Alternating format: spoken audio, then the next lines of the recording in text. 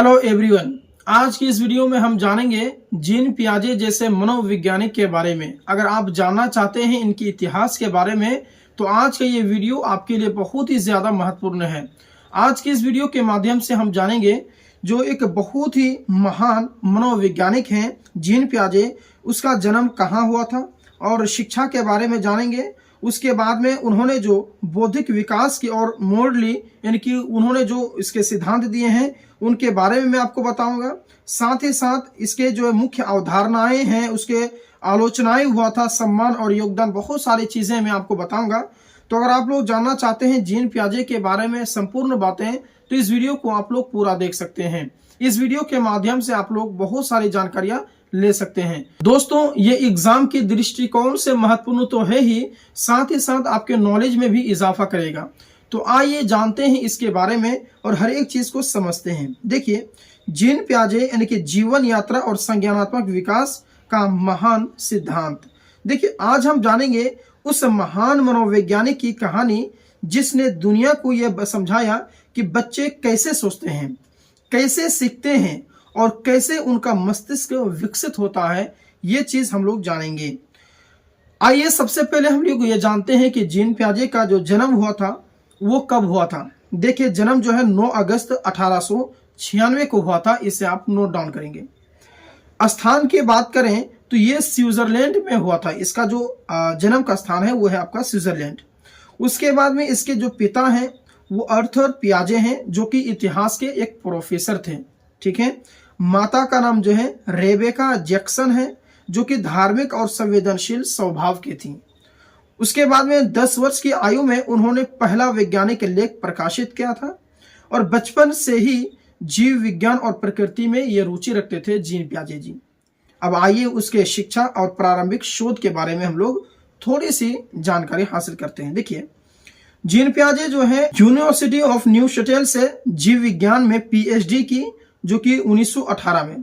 बाद में पेरिस में अल्फ्रेड बिनेट के साथ काम किया था। यहीं से उन्होंने बच्चों की सोच में रुचि हुई। उसके बाद में उन्होंने देखा कि बच्चे केवल गलत जवाब नहीं देते बल्कि अलग तरीके से भी सोचते हैं। ये उन्होंने देखा।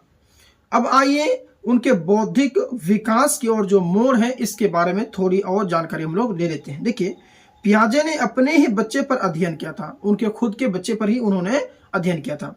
उन्होंने देखा कि बच्चे जन्म से ही ज्ञान लेकर नहीं आते बल्कि अनुभव से सीखते हैं। ठीक है। चलिए, हालांकि इस बात पर भी आलोचना हुई थी बाद में।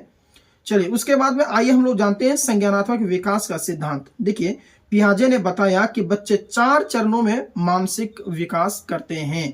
ठीक है।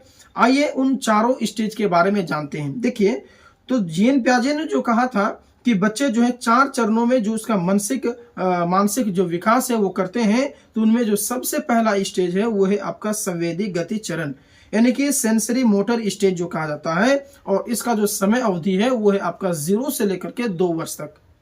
बच्चा इंद्रियों से और गतिविधियों से सीखते हैं, ये उन्होंने कहा था। यानी कि ऑब्जेक्टिव परफॉर्मेंस की समझ विकसित होती है इसी में। हालांकि इसके बारे में मैंने अलग से भी पढ़ा रखा है, आप जाकर के सर्च कर सकते हैं। और जैसे कि जो सेंसरी मोटर स्टेज है, उसके बाद में प्री ऑपरेशनल स्टेज है, उसका जो कॉन्क्रीट स्टेज है, ऑपरेशनल स्टेज है, फॉर्मल ऑपरेशनल स्टेज है, इनके बारे में अलग से भी आप ज्ञान ले सकते हैं। ठीक है। मैं यहाँ पर थोड़ा मोटा मोटा बता देता हूँ आपको कि जीन पियाजे के बारे में। ठीक है। चलिए, उसके बाद में जो उन्होंने दूसरा जो सिद्धांत दिया था वो है आपका पूर्व संज्ञानात्मक चरण, यानी कि प्री ऑपरेशनल स्टेज। ये आपके 2 साल से लेकर के 7 साल के बीच का होता है और इसमें जो बच्चे हैं वो प्रतीकात्मक सोच को विकसित करता है। उसके बाद में अहकेंद्रित यानी कि ईगोसेंट्रिज्म, उसके बाद में कन्वर्सेशन की समझ इसमें नहीं होती है, लेकिन इसमें जो है कि ईगो सेंट्रिज्म और प्रतीकात्मक जो सोच है इसकी विकसित हो जाती है। उसके बाद में जो अगला स्टेप है वो है आपका ठोस संज्ञानात्मक चरण, यानी कि कॉन्क्रीट ऑपरेशनल स्टेज।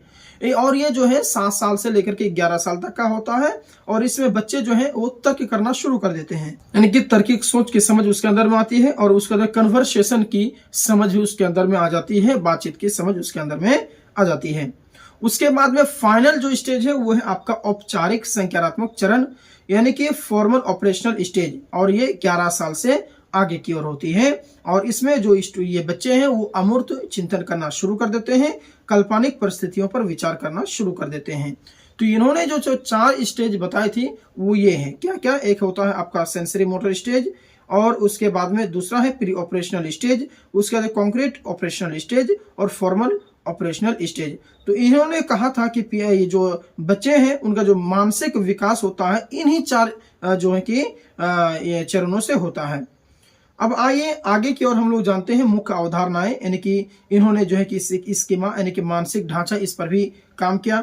उसे एसिमिलेशन यानी कि नई जानकारियों को पुराने ढांचे में जोड़ना इन्होंने ही बताया था। और उसके बाद में जब इसके बारे में जो स्टूडेंट सीटेट की तैयारी करते हैं या फिर बीएड की तैयारी करते हैं उन्हें बहुत ही बेहतर तरीके से पता है, मैं सिर्फ आपको मोटा मोटा बता देता हूँ, ठीक है। हालांकि मैंने इस पर अलग से क्लास भी करा रखे हैं। उसके बाद एकोमोडेशन यानी कि ढांचे को बदलना, उसके बाद में इक्विलिब्रेशन यानी कि संतुलन की प्रक्रिया, ठीक है, इस पर भी उन्होंने जो है कि मुख्य अवधारणाएं दी थी। अब आइए समझते हैं इसकी प्रमुख पुस्तकों के बारे में कि उनकी खास पुस्तकों का नाम क्या क्या है। देखिए, the language and thought of the child जो कि 1923 में जो है ये प्रकाशित हुआ था। उसके बाद में the workings of intelligence in children जो कि 1952 में हुआ था। द साइकोलॉजी ऑफ इंटेलिजेंस जो कि 1947 में होता। उसके बाद में सम्मान और योगदान की बात कर लें तो यूनिवर्सिटी ऑफ जो जिनेवा है इसमें प्रोफेसर थे। उसके बाद में इन्होंने 60 पुस्तकें जो है कि लिख चुके हैं। उसके बाद 100 शोध पत्र, और उनका सिद्धांत जो है आज भी सीटेट हो, टेट हो, बीएड हो, एमएड हो, इसमें पढ़ाया जाता है। आलोचनाओं के बारे में अगर जान लें तो सामाजिक कारकों को कम महत्व दिया था इन्होंने। उसका शोध अपने बच्चों पर आधारित ये सिद्धांत है इसका, फिर भी शिक्षा जगत में उनका योगदान अमूल्य है ना। चलिए, उसके बाद मृत्यु और विरासत की अगर बात कर लें तो मृत्यु जो है 16 सितंबर 1980 में हुआ था और स्थान है आपका जो है कि जिनेवा। दोस्तों, जीन पियाजे ने हमें सिखाया कि बच्चा छोटा नहीं होता, उसकी सोच अलग होती है ना। बच्चे अपने अपने अलग अलग अंदाज में सीखते हैं। अगर आप शिक्षक हैं, अभिभावक हैं या फिर प्रतियोगी परीक्षा की तैयारी कर रहे हैं तो पियाजे की समझ बेहद जरूरी है, इसीलिए इसके बारे में जितना पढ़ा जाए उतना ही कम है। तो आज की इस वीडियो में मैं थोड़ी बहुत जानकारी देने की कोशिश की आपको जीन पियाजे से रिलेटेड। ये वीडियो पसंद आए तो इस वीडियो को जरूर लाइक कर देंगे, एक प्यारा सा कमेंट जरूर करेंगे और इस चैनल को सब्सक्राइब करके हमारे साथ जरूर जुड़ेंगे। मिलते हैं फिर एक और नई जानकारी के साथ में, तब तक के लिए धन्यवाद।